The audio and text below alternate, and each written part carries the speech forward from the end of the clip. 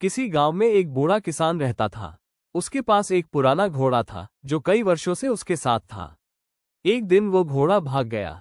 गांव के लोग उसके पास आए और बोले, तुम्हारा घोड़ा भाग गया, ये तो बहुत बुरा हुआ। किसान मुस्कुराया और बोला, शायद या शायद नहीं, कौन जानता है। गांव वाले हैरान थे। उन्हें लगा कि बूढ़ा किसान दुखी नहीं है, ये कितना अजीब है।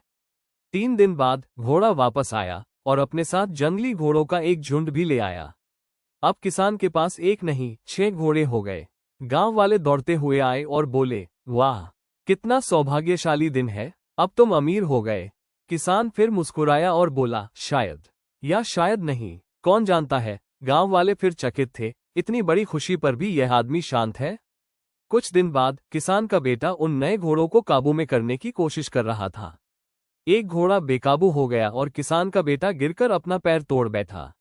गांव वाले फिर आए, अब तो तुम सच में बदकिस्मत हो, तुम्हारा बेटा काम नहीं कर पाएगा।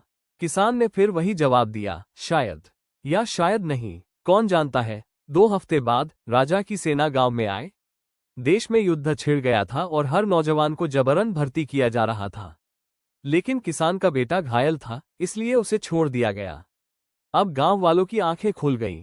इस कहानी से हमें ये समझ में आता है कि हर घटना अपने आप में अच्छी या बुरी नहीं होती। ये तो समय ही तय करता है कि इसका नतीजा क्या होगा। हम अक्सर किसी घटना के बाद जल्दी नतीजा निकाल लेते हैं, मेरी नौकरी चली गई, अब सब खत्म हो गया, मुझे उस कॉलेज में दाखिला नहीं मिला, मैं हार गया। लेकिन समय के साथ हम समझते हैं कि कई बार बुरे अनुभव ही हमें सबसे बेहतर दिशा में ले जाते हैं। इसलिए जब भी जिंदगी में कुछ अनचाहा हो तो घबराना मत।